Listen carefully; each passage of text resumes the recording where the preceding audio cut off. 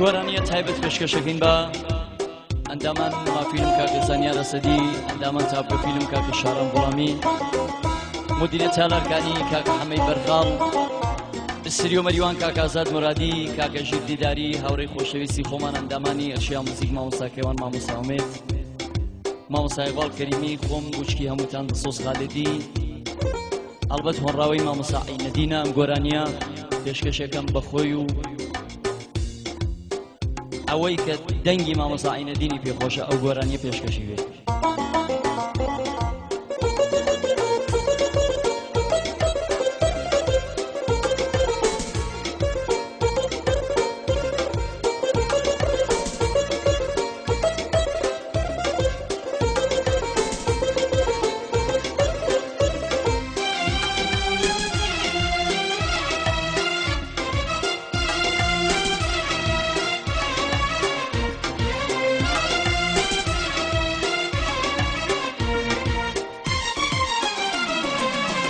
بەکڵان زاری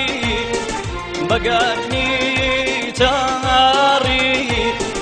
بەکڵان زاری بەگەرنی تاری، بەلانجا ولارە بەلانجا ولارە هاتووتێ پاری، بەلانجا ولارە هاتووتێ پاری، هاتووتێ پاری.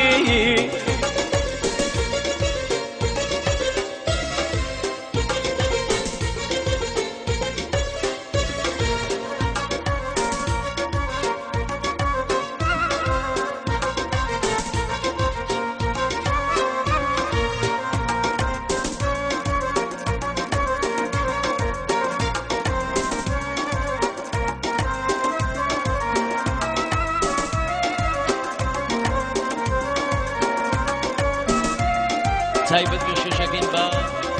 مدیرێتی کاناڵی خۆمان کاکە ئەیوب تاماسبی لە تەلێگرام لە چاران تایبەت پێشکەشی بێ،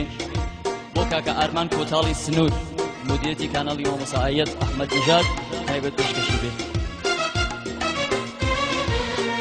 یاران گوێ بگێرن مەیکەن بە عادەت لەگەڵ بێوەفا مەکەن ڕەفاقەت زامی بێوەفا وەسا زامی مار هەر کەس ئاقڵێ بێ مار ناگرێ بە یار،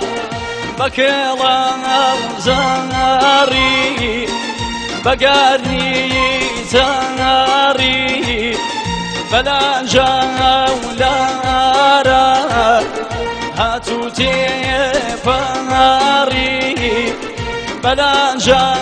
ولارە هاتووتێ پاری، هاتووتێ پاری.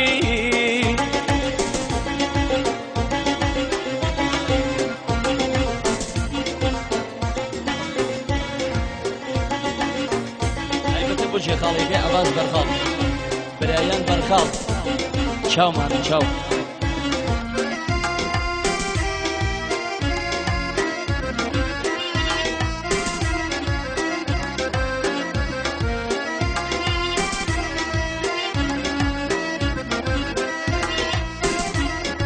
بۆ ئەوەی چالاردارە و ئەوەی ئیستریۆدارە گشتیان پێشێشیان بێ.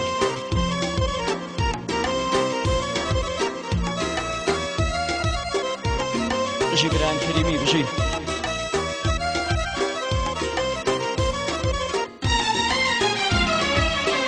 گەردوون سازەکە شیوان ئاژانی عەقڵ ئاگیرێ ژێت پێ ئاکانی گەردوون هەر ساتێ جەورێ چشنی بایا خوش بزمی آخوینی بکلام زاری بگرنی تاری بلا جولارا هاتو تفاری بلا جولارا هاتو تفاری هاتو تفاری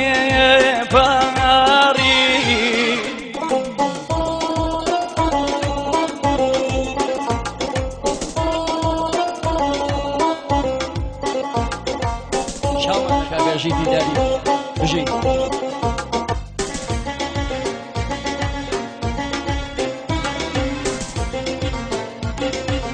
بژی ئەندامەن نەما فیلم کاکە زانیا ڕەسەدی دامەن چاپکە فیلم سریۆ مەریوان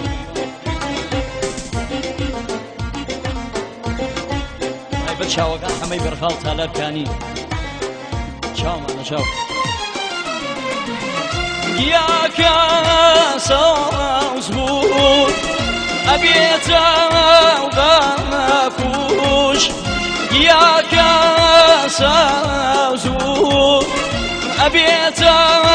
بەفروش هیچ کەس مەرگی خۆی نەکافەرەموو ئیزرائیل گرنگەرتی گوزارگای ناشید نایڵێ دەرچێ نەجوان و نافی بەکەڵان زاری بەگەرنی تەناری بەلەنجە ولارە هاتو تێپەڕی بەلەنجە ولارە هاتو تێپەڕی هاتو تێپەڕی هاتو تێپەڕی هاتو تێپەڕی هاتو تێپەڕی